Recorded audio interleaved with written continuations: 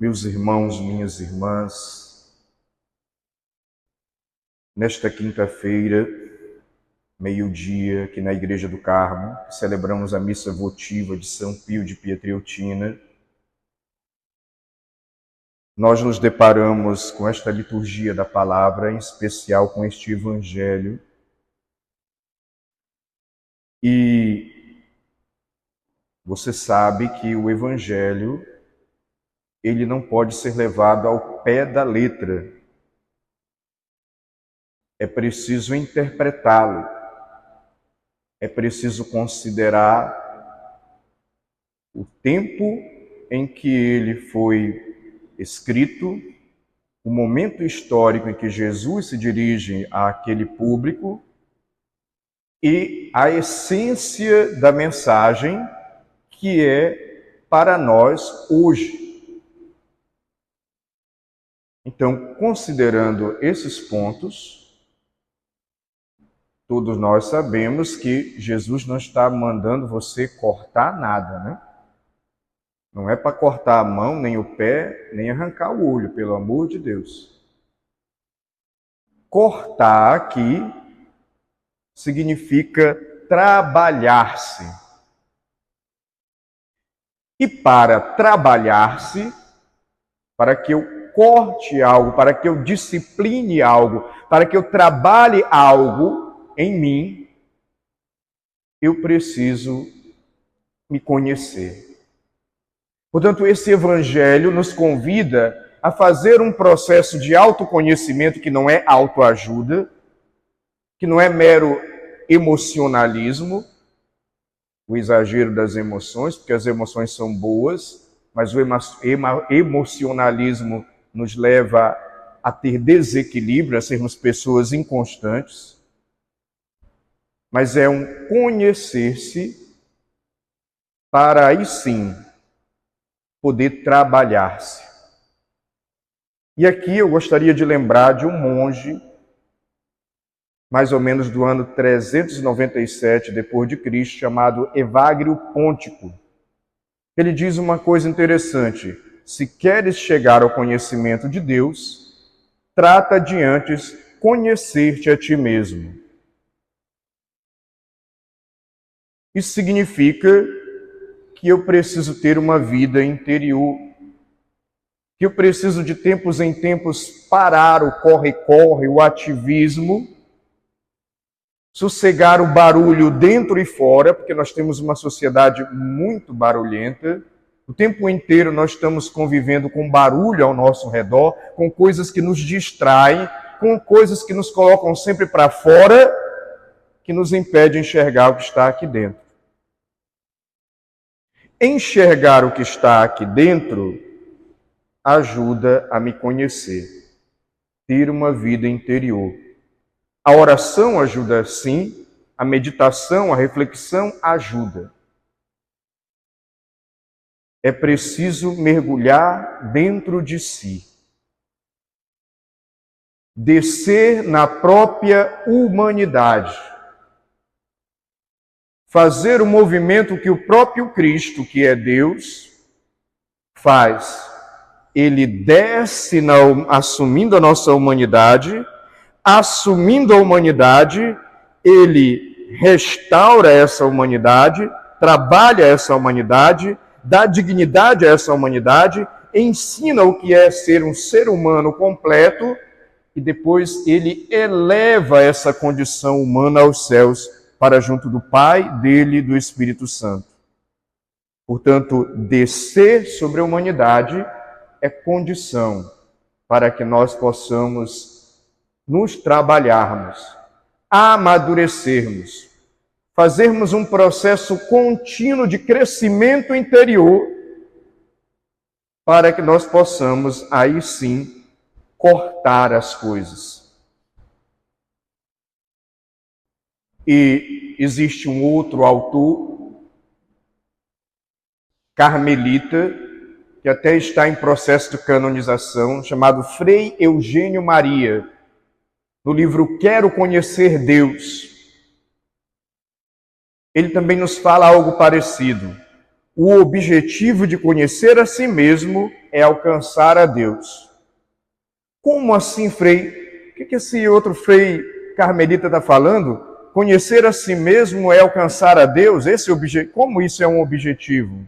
Porque à medida que eu me conheço, eu reconheço quem eu sou, eu tomo uma atitude de humildade, e humilde eu me abro à ação de Deus. Eu estou aberto para acolher a vontade de Deus, a ação de Deus, eu dou espaço para Deus, porque quando eu estou cheio de mim mesmo, não tem espaço para Deus agir em mim, para o seu ensinamento agir em mim, para que haja uma conversão, um amadurecimento, um trabalhar-se. Por isso, o objetivo de conhecer a si mesmo é alcançar a Deus.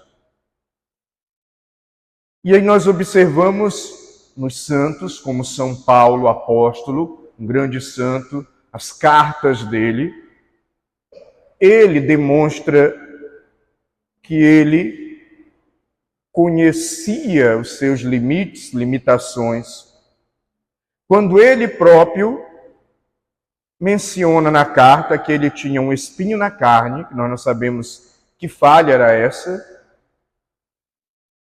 que ele clamou para o Cristo tirar esse espinho dele, e a resposta de Cristo para ele, porque ele era um místico, ele tinha esse contato, digamos assim, espiritual com Deus de uma maneira extraordinária. A resposta de Cristo para ele foi: basta-te a minha graça. Ou seja, vai caminhar com esse defeito aí, meu camarada. Vai ter que lutar contra ele todos os dias, vai ter que muitas vezes desanimar diante dessa sua falha. E a única coisa que eu vou te dar é a minha graça para superar, para lutar, para caminhar. E isso para nós é algo que nos enche de esperança, porque você vê que São Paulo e tantos outros santos não estão tão distantes de nós. E a santidade não é uma questão de você ser impecável, ou não ter falhas, ou não trazer consigo contradições. A santidade está no amor, e está nesse trabalhar-se continuamente por amor. E ainda assim, um santo como São Paulo reconhece que ele tinha uma falha. O que ele ainda vai dizer nessa mesma carta: às vezes não faço o bem que quero e acabo fazendo o mal que não quero. Olha o santo dizendo que ele fazia o mal. Olha o santo dizendo, confessando até um pecado, por escrito aí, está na palavra de Deus, inclusive. Ele fazia o mal que não queria, mas estava lutando. Mas ele reconhecia e buscava o bem. E essa é a realidade de todos nós. E essa é a realidade de trabalhar-se. Uma luta constante. É um ir para o deserto, como o exercício dos primeiros monges. O deserto aqui que é um silenciar, que é um sair do barulho, que é um sair do ativismo, que é um encontrar-se com Deus, que é um encontrar-se com as próprias tentações e o demônio, e que é um encontrar-se consigo mesmo em suas fraquezas e limites. E não é um encontrar-se consigo mesmo em suas fraquezas e limites para se condenar, para se julgar, para se cobrar. Não. Isso seria tortura e masoquismo. É um conhecer-se para trabalhar-se. É um conhecer-se para compreender quem eu sou, ou pelo menos parte daquilo que eu consigo entender da minha história, da minha personalidade, do meu caráter, e a partir daí, pacientemente, lentamente, gradualmente, com muitas quedas e com muitas recaídas e levantando toda vez que cair, tentar trabalhar-se. Porque muitas vezes o que também nos atrapalha dentro da vivência cristã é que nós compreendemos que a conversão e um trabalhar-se, o cortar, é como se fosse um corte que você fizesse da noite para o dia e que você fosse mudar da água para o vinho. Isso não existe.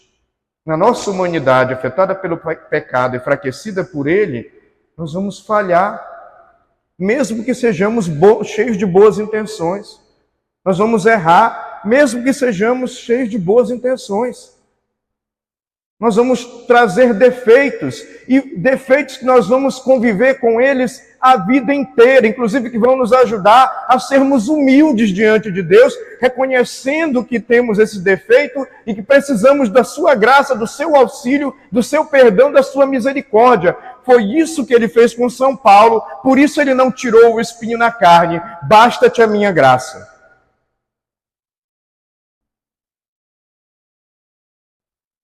E claro,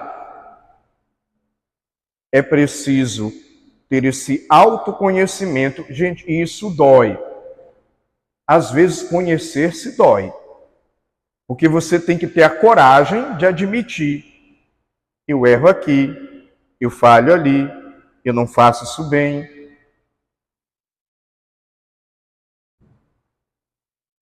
Mas só a partir dessa admissão que nós nos tornamos humildes verdadeiramente, e só conhecendo os nossos limites, mas também as nossas qualidades, porque nós não só temos defeitos, graças a Deus, somos ricos em qualidades, em boas coisas, mas é só conhecendo os meus limites que eu serei capaz de superá-los com a graça de Deus.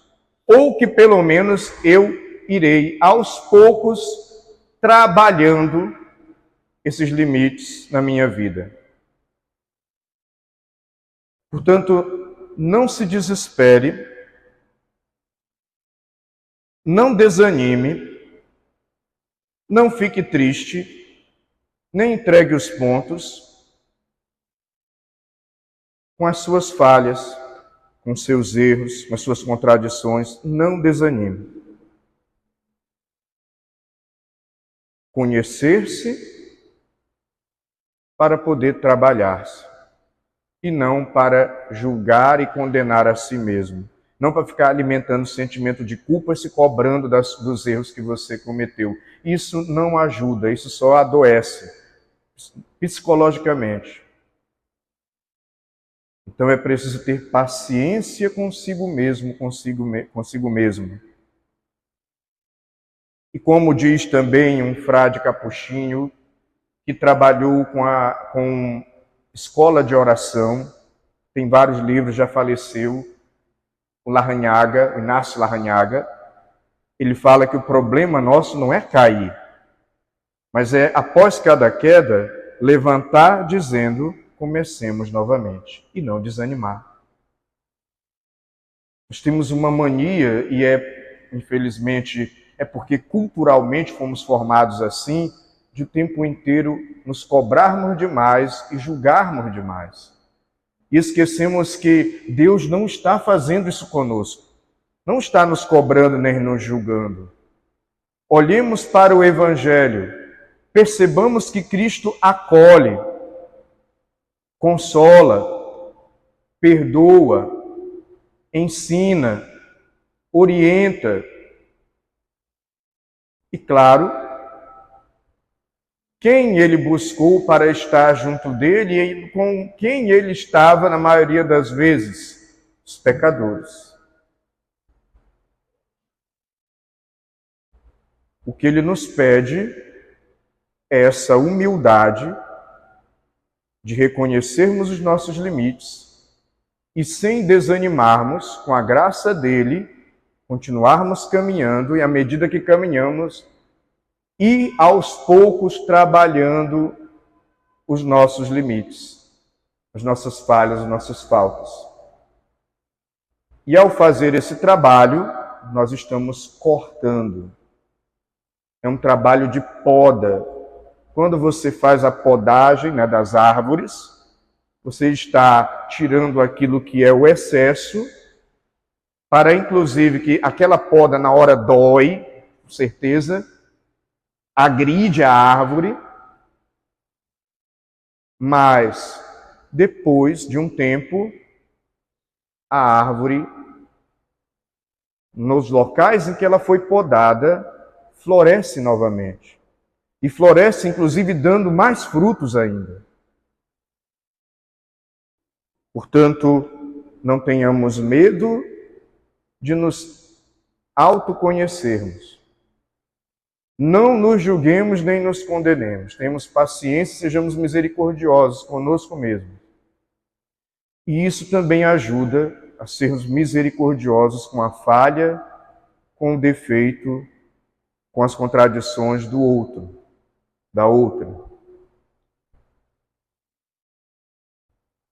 Tanto cortar a mão, arrancar o olho, como diz o Evangelho, cortar o pé, aqui está nos convidando a nos trabalharmos, a fazermos um processo contínuo de amadurecimento como pessoas, nos nossos relacionamentos, no nosso comportamento, nas nossas atitudes, no nosso caráter, na nossa personalidade. E isso não é algo fácil.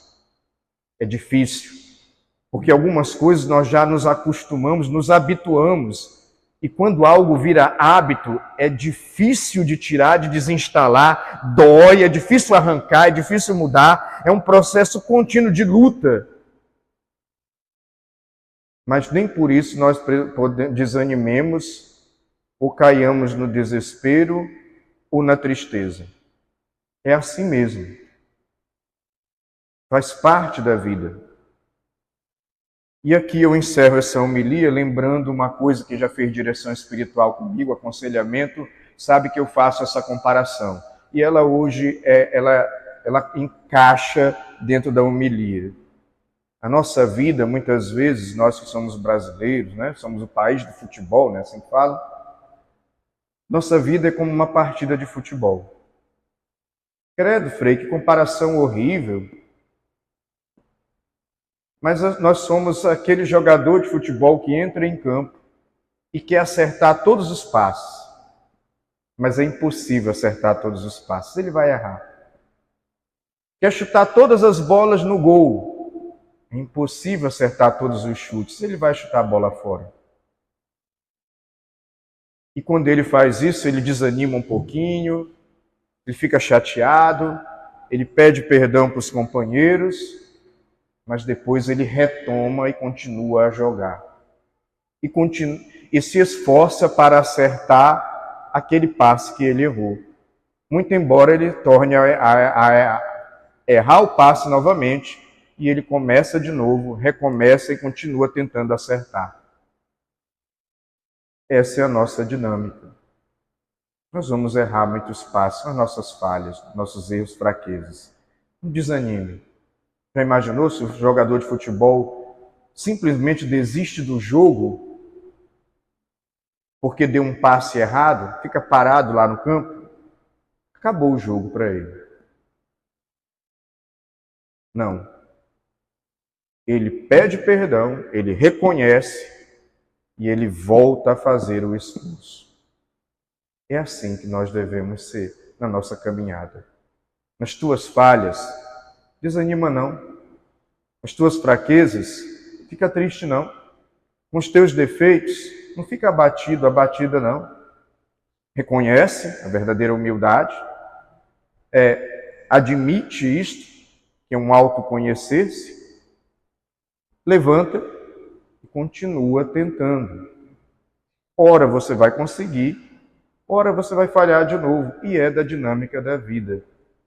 Não tem por que nós desanimarmos. E é essa perseverança que Deus vai premiar. Não é a perfeição, impecável, você parou de falhar, você não falha mais. Isso é, gente, impossível na nossa condição humana afetada pelo pecado, fraca, nós eliminarmos todas as falhas. É por isso que Jesus diz para São Paulo: basta-te a minha graça. Vai caminhar com essa falha e vai lutar a vida inteira para viver a sua fé, mesmo com essa falha. E isso não vai tirar os teus méritos, as tuas qualidades, não vai tirar os teus merecimentos, não vai tirar de você a luta que você trava e que Deus justamente, misericordiosamente, vai reconhecer. É essa perseverança até o final. Nenhum de nós vai conseguir viver sem ter falhas. O importante é reconhecer, pedir perdão e continuar se esforçando, sem desanimar. Força, coragem, não desanime. Louvado seja nosso Senhor Jesus Cristo.